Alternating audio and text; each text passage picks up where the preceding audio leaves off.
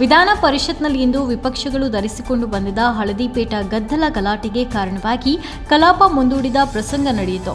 ರೈತರ ಹೋರಾಟದಲ್ಲಿ ಭಾಗಿಯಾಗಿದ್ದ ವಿಪಕ್ಷ ನಾಯಕ ಚಲವಾದಿ ನಾರಾಯಣಸ್ವಾಮಿ ಹಾಗೂ ವಿಪಕ್ಷ ಸಚೇತಕ ರವಿಕುಮಾರ್ ಹಳದಿಪೇಟ ಹಾಗೂ ಹಸಿರು ಶಾಲ್ ಧರಿಸಿ ಕಲಾಪಕ್ಕೆ ಹಾಜರಾಗಿದ್ದರು. ಪ್ರಶ್ನೋತ್ತರ ಕಲಾಪ ಮುಗಿದ ಬಳಿಕ ರೈತರ ಪ್ರತಿಭಟನೆ ಬಗ್ಗೆ ವಿಷಯ ಪ್ರಸ್ತಾಪಕ್ಕೆ ವಿಪಕ್ಷ ನಾಯಕ ಚಲವಾದಿ ನಾರಾಯಣಸ್ವಾಮಿ ಎದ್ದು ನಿಂತರು. ಈ ವೇಳೆ ಎದ್ದ ಕಾಂಗ್ರೆಸ್ ಸದಸ್ಯ ರಮೇಶ್ ಬಾಬು, ಬಿಜೆಪಿ ಅವರು ಎಂಇಎಸ್ ಏಕೀಕರಣ ಬಣ್ಣದ ಪೇಟ ಹಾಕಿಕೊಂಡು ಬಂದಿದ್ದಾರೆ, ಇದನ್ನು ನಾನು ಖಂಡಿಸುತ್ತೇನೆ. ಯಾವತ್ತೂ ಸದನದಲ್ಲಿ ಇಂತಹ ಘಟನೆ ಆಗಿರಲಿಲ್ಲ. ಎಂಇಎಸ್ ಏಕೀಕರಣ ಬಣ್ಣದ ಪೇಟ ತೆಗಿಬೇಕು ಅಂತ ಆಗ್ರಹ ಮಾಡಿದ್ರು. ಇದಕ್ಕೆ ಬಿಜೆಪಿ ಸದಸ್ಯರು ವಿರೋಧ ಮಾಡಿದ್ರು. ಈ ವೇಳೆ ಸದನದಲ್ಲಿ ಗದ್ದಲ ಗಲಾಟೆ ನಡೆಯಿತು.